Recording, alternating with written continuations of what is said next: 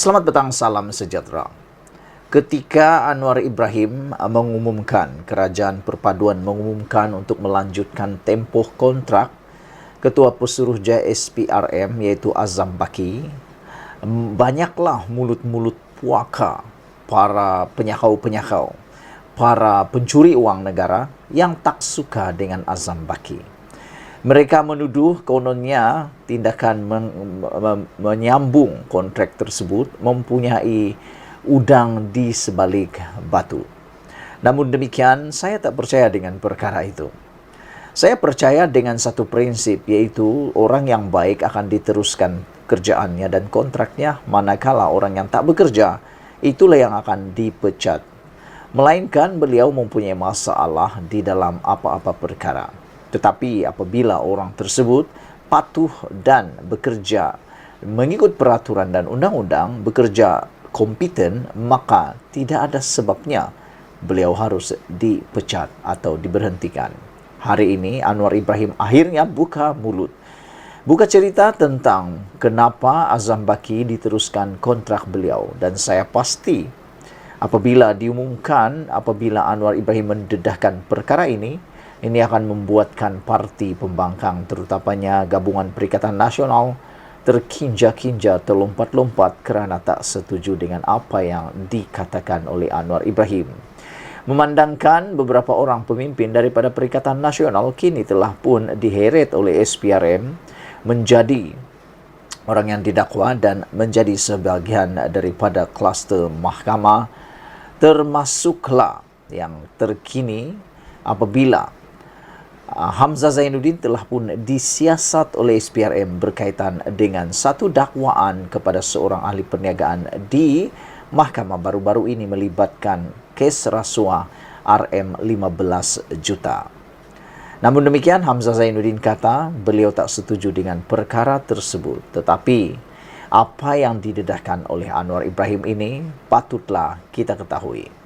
Anwar Ibrahim mengatakan bahawa tugas yang memuaskan adalah punca khidmat Azam Baki dan Idrus disambung semula. Prestasi yang memuaskan membuat kerajaan bersetuju menyambung tempo perkhidmatan Azam Baki serta Idrus Harun masing-masing di SPRM dan Jabatan Peguam Negara.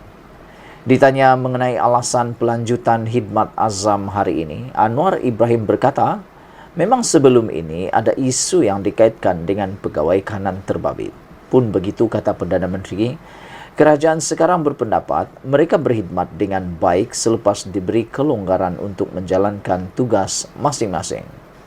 Dia, iaitu Azam Baki, dilantik oleh Perdana Menteri Pago Muhyiddin Yassin, dan walaupun ada isu dari segi kerja yang dibangkitkan dulu, saya tengok dan saya bagi kelonggaran kepada SPRM dan kepada Peguam Negara Idrus untuk menjalankan tugas. Setakat yang saya lihat, mereka telah menjalankan tugas dengan memuaskan, kata Anwar lagi. Tambah Anwar, Azam pula menjalankan tugas tanpa memilih puak atau parti di SPRM. Saudara-saudara, inilah yang paling kita mahu.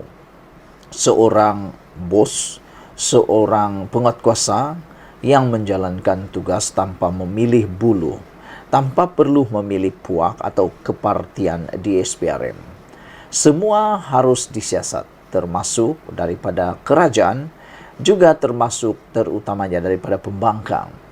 Dengan adanya Ketua Pesuruhjaya SPRM seperti Azam Baki ini yang menjalankan tugas tanpa memilih puak atau parti, maka ini akan dapat membantu mencapai hasrat Malaysia untuk menjadikan negara Malaysia ini kosong atau zero rasuah.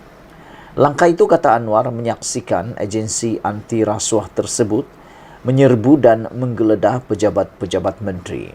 Ini yang kita suka. Bukan kerana menteri tidak disiasat pula. Bukan sebab dia adalah ahli kayangan maka tidak perlu disiasat pula. Tetapi yang kita lihat sekarang ini cukup berani SPRM. Sehingga kan menteri-menteri yang dalam kerajaan pun ada yang telah diserbu. Yang terkini, apabila Kementerian Sumber Manusia telah pun diserbu oleh SPRM dan beberapa orang telah pun dipecat. Inilah yang kita mahu.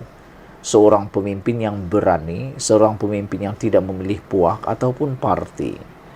Langkah itu akan menyaksikan agensi anti rasuah tersebut menyerbu dan menggeledah pejabat-pejabat menteri.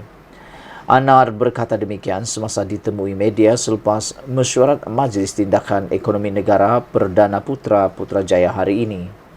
Pada 10 Mei lalu, Ketua Setiausaha Negara Muhammad Zuki Ali mengumumkan tempo perkhidmatan Azam Baki sebagai Ketua Pesuruhjaya SPRM dilanjutkan setahun lagi selepas mendapat perkenan yang di-Pertuan Agong.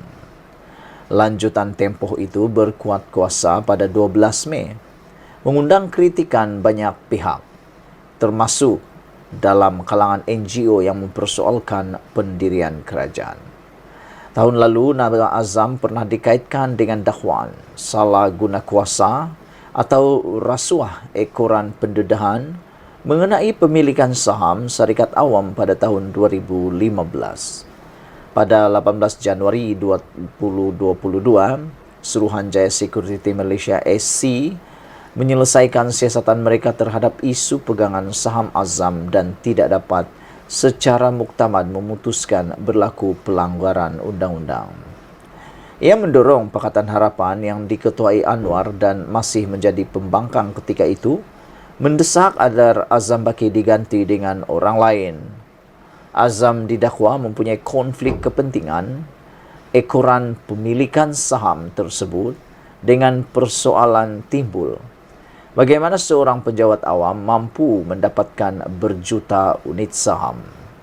Bagaimanapun, Azam Baki menafikan sebarang salah laku dalam perkara tersebut. Selain Azam, Agung turut memperkenan agar Idrus yang dilantik selepas jatuhnya kerajaan PH melalui langkah Sheraton pada tahun 2020 disambung perkhidmatannya untuk 6 bulan lagi. Pelantikan semula Idrus itu berkuat kuasa pada 6 Mac lalu. Bekas Hakim Mahkamah Persekutuan itu dilantik menggantikan Tommy Thomas pada 6 Mac tahun 2020. Saudara-saudara sekalian, inilah keputusan cerita yang kita tunggu-tunggu daripada Anwar Ibrahim berkaitan dengan pelanjutan khidmat Azam Baki dan Idrus Harun. Walaupun ramai yang tak suka, namun Anwar Ibrahim kata, dari segi perkhidmatan, mereka telah menjalankan tugas dengan memuaskan. Setakat yang saya lihat, kata Anwar Ibrahim, mereka menjalankan tugas dengan memuaskan. Bahkan, beliau suka apabila Azam Baki menjalankan tugas tanpa memilih puak atau kepartian atau parti di SPRM. Langkah itu, kata Anwar, menyaksikan agensi anti rasuah tersebut menyerbu dan menggeledah pejabat-pejabat menteri. Sekian dulu untuk kali ini. Jangan lupa tinggalkan komen Anda, sila tekan butang subscribe. Kita jumpa lagi. Bye-bye.